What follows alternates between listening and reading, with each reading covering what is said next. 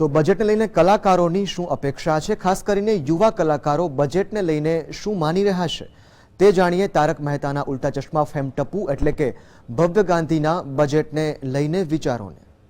આગામી સમયમાં 2017નું બજેટ રજૂ થવાનું છે ત્યારે બધા લોકો તેમાં આશા રાખીને બેઠા હોય છે। ત્યારે ખાસ કરીને જે સેલિબ્રિટીઝ છે, જે સ્ટાર છે, જે ફિલ્મ અને પિક્ચરના જે સ્ટાર છે તે પણ ઘણી બધી આશા રાખીને બેઠા હોય છે। ત્યારે ઓળખ આપવાની જરૂર નથી, આપણી સાથે તોફાની ટપ્પુ છે।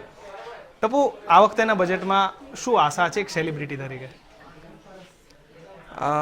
એઝ યુઝ્યુઅલ ગવર્મેન્ટ બધા માટે કંઈ ને કંઈ સારું જ ડિસિઝન લેશે। નોટબંધીનો જે ડિસિઝન છે એ ભલે આપણને લાગે છે, બધાને ડિફિકલ્ટ લાગી રહ્યું છે, પણ some or the other way it is very good for અસ।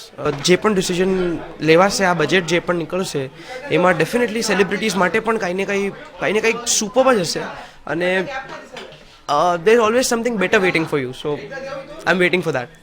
બજેટની અંદર સેલિબ્રિટી, ખાસ કરીને જે કપડાં પહેરવાનો શોખ છે, હેરસ્ટાઇલ છે, જે બધી જે સેલિબ્રિટીની વસ્તુ છે એમાં શું આશા રાખો છો? કે ટેક્સ ઓછો થવો જોઈએ, બ્રાન્ડેડ વસ્તુઓ છે તેમાં શું આશા રાખો?